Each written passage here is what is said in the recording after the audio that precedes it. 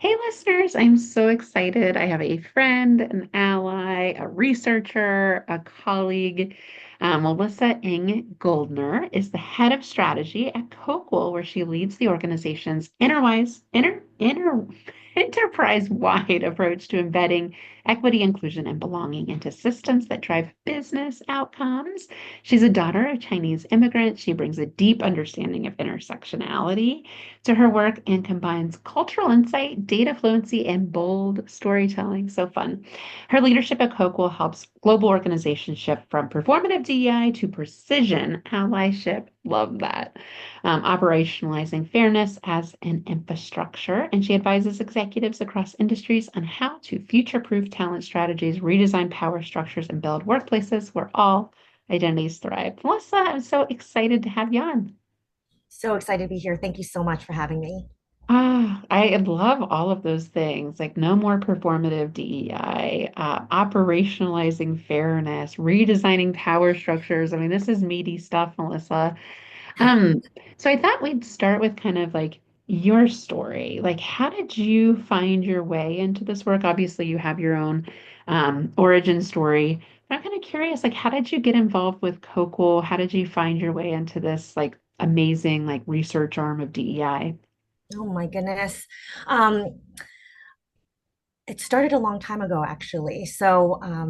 I was formerly a partner of transformation at Ogilvy and Mather, and Coqual at that time was known as the Center of Talent Innovation, was a client, like I was their client. And so I was exposed. I worked for the Global Chief Diversity and Inclusion Officer before DEI was even an acronym or popular. Okay. And I met them through that. They always ran a lot of innovative research, and I've always been a fan. And when I had that role at Ogilvy and Mather, you can't unsee what you see, right? You get data and everything. And that's what really cemented me as an forever ally. I would actually describe myself more of as an advocate than an ally. But ever since then, I infused what I've learned in everything that I do. So after working for the Chief Diversity Inclusion Officer, I went back into management consulting in the org and culture space. And something lovely about that is if you are working in that space, you usually get access to a lot of broken systems. And if you've ever worked for me or have talked to a team member of mine, they'll know Melissa works in a different way. That, I will always inject equity back into a system if it didn't previously exist, whether or not it's on a statement of work or a contract. I'd rather be a good citizen.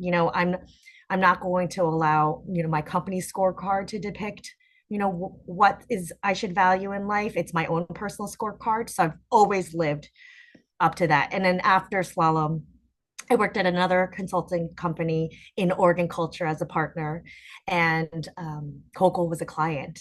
So I got re-exposed to the wonderful work that they've done. And fast forward, Jenny gave me, the CEO of Coqual, gave me a call and said, we need a head of strategy and research. I started writing the job description, and I ended up writing Melissa Ng Goldner. And so I said, you know what? I was not prepared for this. I thought this was just a catch up call. And here we are. It's hard to say no to doing the right work. I've really reflected upon this. I'd rather be on this side of history, knowing, all the emotional feels that comes along with it. Um, you know, I'd rather be on this side. Yeah, totally. And I think that's a fair question for any leader that's wrestling with this right now. Like, what side of history do you want to be on? And what I love about your story is it was just these threads. They just Coco kept finding you, right? And so at some point you're like, all right, this is what I'm meant to do. And I know it's like a soulmate, right? yeah, listening to those like little inklings, I know I felt that a little chirping in the background when I was in my corporate career. And yeah, similar. I had a client that ended up hiring me to come on, and that's how I got into this too. So Oh, wow. it's fun That's to so hear cool. career stories. Yeah, just you got to pay attention to the energy, right? I think some people just don't pay attention to the energy that's like right there in front of you. And Oh, that's most career really stories have these lovely little serendipitous moments. That's the perfect But word to describe it. yeah, and so Melissa, this has been, a weird year. Just, To I say mean, the just least. yeah, I don't even know, weird, strange, bizarre. I mean, Yeah, insert scary. word.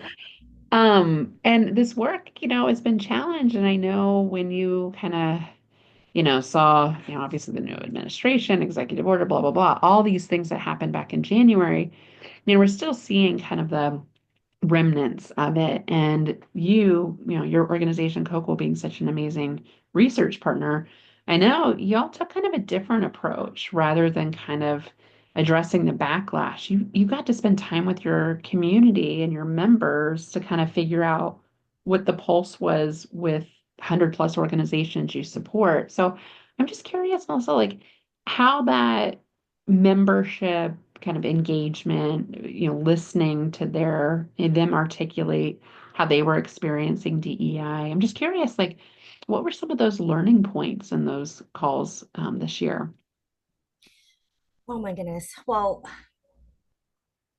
some of the learning points were that the work is still very much going on, but it's what Coqual is defining under the surface. And so, we've talked to our member base, and about 84% of our members are still doing the great work, just not publicly or visibly. And so we've been working with them and partnering with them on how to continue to maneuver in these different environments. So a couple of things come up for me. There have been a couple of shifts. One is we've noticed that when D&I is actually embedded in the organization, into the DNA of the organization, it is very difficult to unravel. We're finding that where it is being completely washed away is if it was kind of bolted on, right? Like as easy to remove a mole. Many teams have been disintegrated. However, a lot of the organizations are embedding it into their values, right?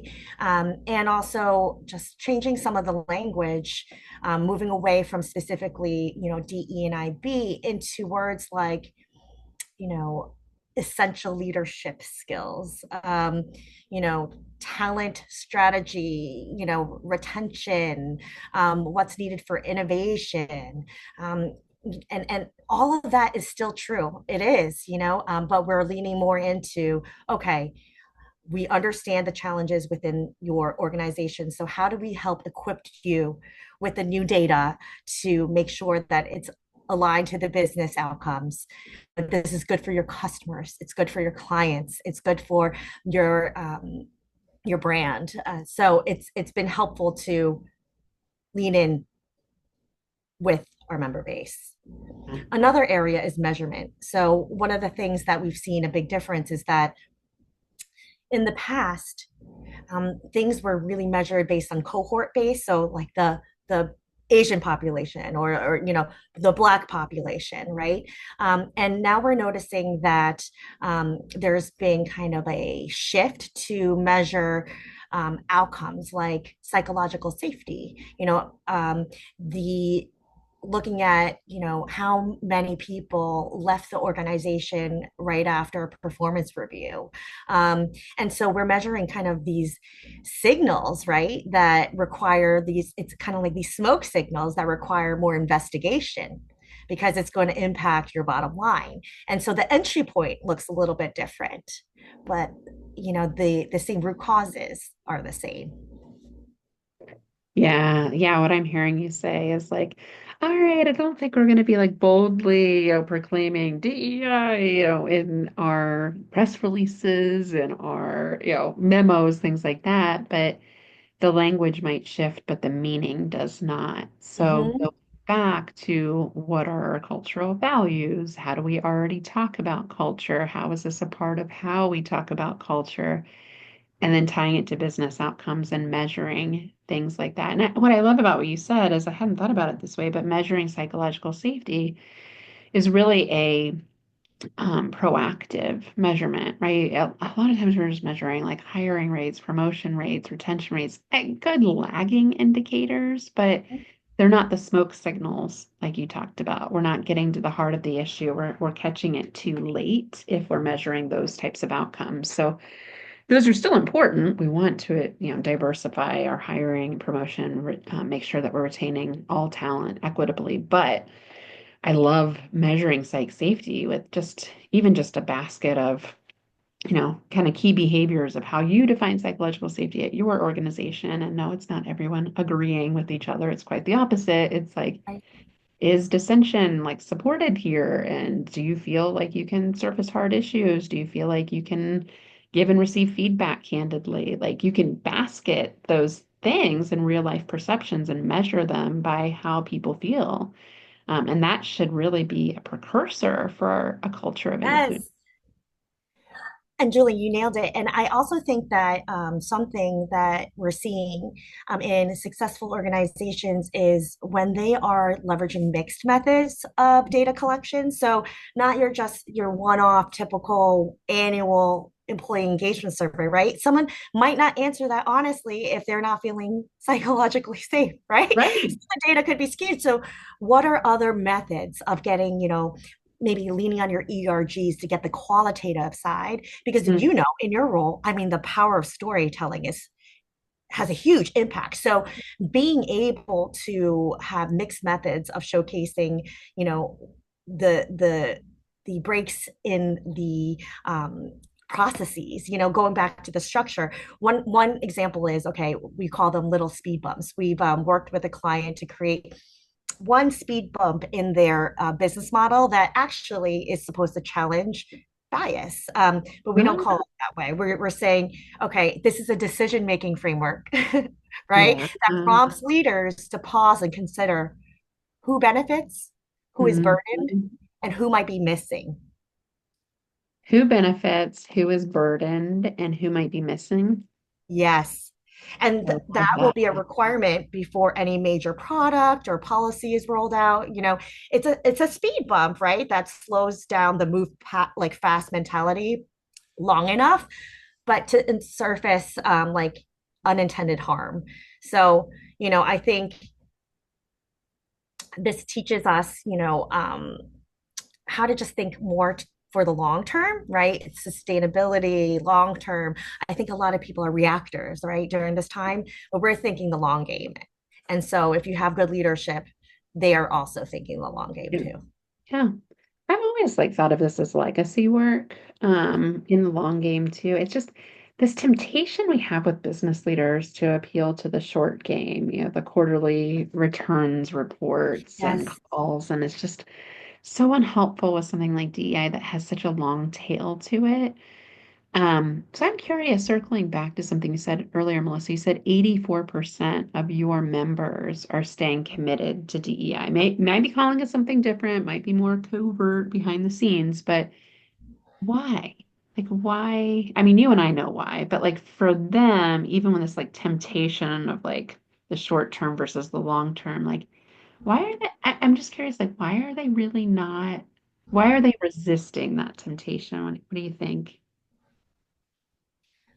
I think the world and the makeup of the world is much different than it was, 10, 15 years ago. Most teams are multinational teams that are located in different countries, if you will.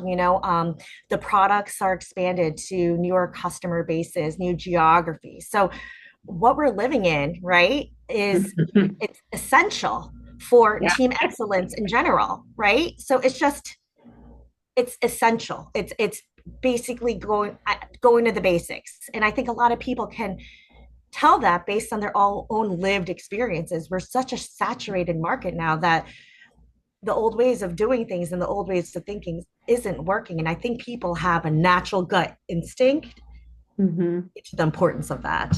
Yeah. Yeah. Yeah. It's kind of like, when we used to talk about DEI, not used to, but if for those that are still using that acronym, diversity, what I always say is just representation. It's a fact. Like it's really not something we can argue with, that the world is more diverse, that your team is more diverse, who you want to serve is more diverse. So to your point, like demographics are just shifting. The global nature of work has It just shifted. is. It just is. Like it's just Yeah, we It's not. shouldn't even be putting together a business case for it because it just is. I always struggle with that too. Is like, how do you not see? Like, have you talked to young people recently? Oh, yes. Oh my gosh, that's another thing. It's five generations in the workforce at one Right. time. Right. It's And they just just, good business. they're actually, it's interesting because you look at young people and like some people are like, well, they voted certain way. If you look at if any study you see on inclusion, whether it's Monster study, I think a year or two ago, or there's a recent study I just saw that it's actually gone up in perception of Gen Z. From like it's in the 80s. It's always in the 80s of like how much diversity and inclusion is important to them at work. It's like I've seen 83%, 86%, whatever study you want to use, data, Melissa, but they're unwavering on this. Like y'all, I spend time with young people in higher ed teaching, and they just tell me like the cake's like already baked. Like this is Yes. who we are. So And that gives me hope, Julie, I because, know. right, if you think about it, our future generations get it, Yeah. right? So I'm like, oh, thank you to my daughter, her future, Don't give spawn, up. if you Don't will. give up. Us millennials, Save I us. think we came in with these values too. I think we were like, yes, I want inclusion and I want to be respected at work. And they're like, yeah, shut up and do your job, get a paycheck. And you're like, all right. We just Right, didn't have the kind of power that Gen Z has by volume, with labor yes, shortages, with baby boomers finally retiring. Like they just have a lot more kind of wind at their back than we did. We were kind of facing the wind, and so we complied. I just see it with Gen Z. They're not going to sacrifice their values for a job. They're not right, going to do a job that's not purposeful. They value flexibility. They're not going to work for a-holes. Like it's right. just all of the things we do for inclusion work is like this is the benefit that you stay relevant to people and future employees and customers. It's like when we're talking, it's like duh. um it's interesting because as an Asian American woman, I've learned, at least in my culture, that allyship, specifically, often shows up quietly in my culture, right? It Yeah. could also be maybe somewhat of my generation. We were taught to not take up space, right? And so when the first colleague actually advocated for my voice in a meeting, it felt radical to me, Yeah. right? Yeah. And I think allyship is what leads to visibility. And we talked about a little bit in the beginning of our conversation about the embedded versus bolted on, and I come from org design, operating models, processes, right? But I also, when you were just talking about the generations, I had an aha moment. I think we're building infrastructure in terms of breaking cycles in generations. So, Mhm. like, this is infrastructure for the next generation. And that just gave me an aha moment. So, thank you for that. I love infrastructure. Yeah. Well, and tell me more about that because when you think about embedding versus bolting on inclusion or whatever words you're shifting to into your culture, and I get it theoretically, but in application, I'm not sure what that actually looks like, Melissa. Like, how do you actually embed it? I love how you talked about a few things like the speed bump process. You talked about Right. data.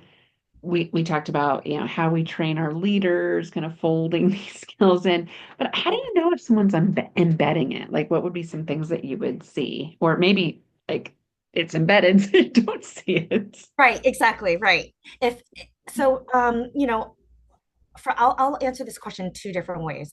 So one is from like an organizational structure way. You want it integrated or embedded. So what that isn't, it's not a standalone event, Yeah. right?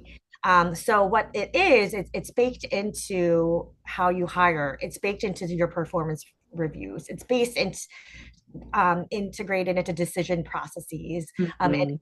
leadership behaviors, right? It's part of it. In the past, when I used to be I was the DEI leader for the New York metropolitan area for Slalom Consulting. But DEI, the strategy was on the side of the entire organizational business strategy. So, you know, um, it wasn't intertwined throughout, and I think that the more you intertwine something, it's like my daughter's hair if she gets gum stuck in it. That's what I want. Can't get it out. I You mean, you can't get could it put it out. out. That's not. Exactly. And then the other way, when I was just the aha moment, and I'm thinking out loud here, is breaking the generational cycle. So for me, as an Asian woman, it's about speaking up now. This is completely against my ancestors. It's I'll give you an example. In a former organization that I worked at, there was a woman who was 6 months pregnant, and she was receiving gender biased and not getting promoted to the next position because she had behaviors that were similar to like a white consulting male partner, in the organization. Um, and if it was any like Mike or any David, it wouldn't matter, but it was because the person's name was something else, right? Um, and I remember thinking to myself, okay, this is a very scary time in the world. Many of my mentors would say, like, don't ruffle feathers, Melissa. You could risk your job. But I thought to myself, my scorecard is not the company scorecard. It's my personal scorecard. If I die tomorrow, would I be proud of who I am today? So, oh, did I do something? I, made an issue about it. I, raised it to HR, the talent team, the head of DEI, like had conversations even after a decision was made. I didn't stop. And I think that in and of itself, like that micro moment, um, may have shifted things in my generation because now my daughter and my son have a role model that kind of broke the old school behaviors of, the person that heads down, shut up, Yeah. obey, trust hierarchy. So I think that's another way of embedding infrastructure for the next Yeah. generation. Yeah. I think of a term I really like Adam Grant uses called Oh, love. like scaffolding around somebody. Like when you think about infrastructure, when you're building it, you need those supports to catch people if they fall or protect the new infrastructure because it's weak at first. And so your story really reminds me of that is that we need to create conditions so that Melissa Condition. feels safe breaking rank or, speaking more boldly than you were even taught by your Asian American community.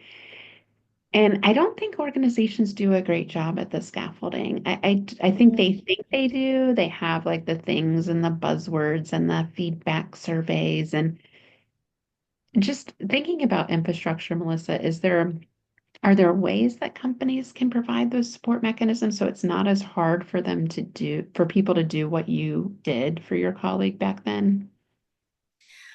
I think, I mentioned the term precision allyship a little earlier, and I think think of it as like targeting where the barriers are the highest. Like that's so Mm, simple, right?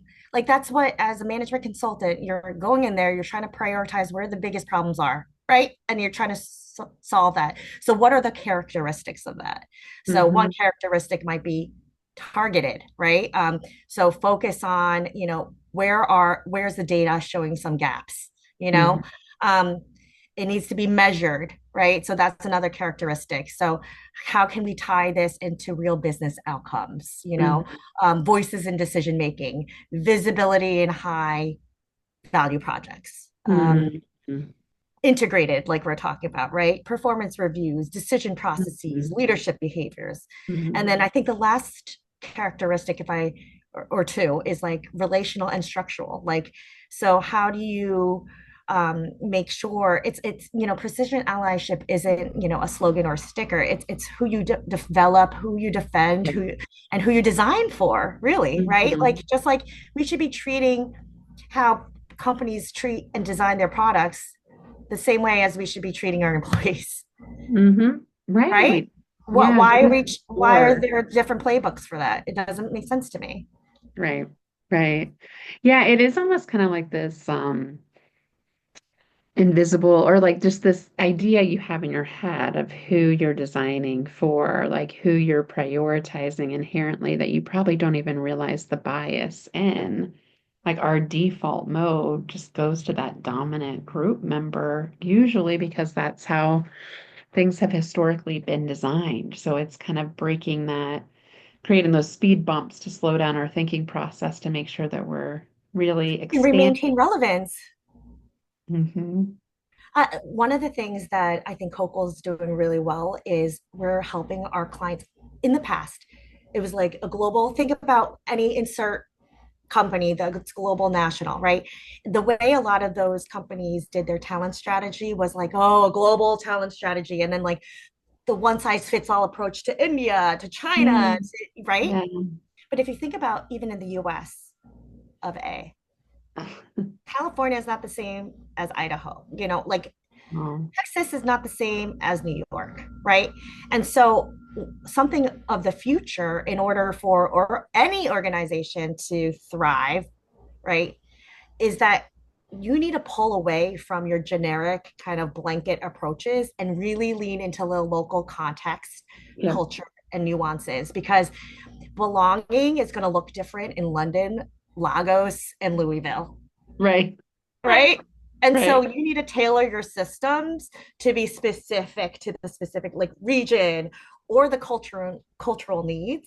And so, it's not and one thing that we've been really helping them is to really understand that it is nuanced and Yeah. what's said today may actually change 6 months from now. Yeah. Yeah. Absolutely. Absolutely.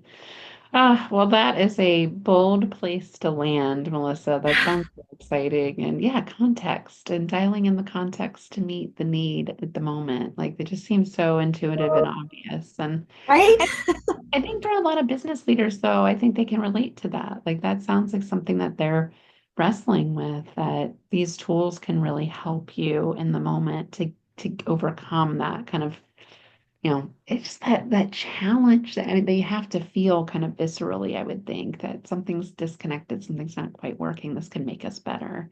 So it's so exciting. Well, Melissa, we are going to talk more because Yes, Melissa is a please. featured speaker at our International Allyship Day celebration in New York City. So, listeners, we're hosting virtual watch parties. We would love, love, love to have you in person. We have a lovely venue at Alliance Bernstein, downtown Manhattan. And Melissa will be leading a panel, and it's just going to be so, so awesome to bring this research to life and to hear practical examples and stories of inclusion for bringing more allies into organizations, especially those with power. Well, Melissa, thanks so much for following us. Tell our listeners how can they follow Coqual's latest? Oh my goodness. So Coqual, um, please, please add us on LinkedIn. Please add us. You could subscribe to our, newsletters. We'd love to connect with you, or you could reach out to me on my LinkedIn at Melissa. It's Melissa Ng Goldner on LinkedIn. So reach out to me anytime. Perfect. Well, thanks so much for being on the show, and thank you for these amazing resources. My pleasure. Thank you for creating the space and vessel.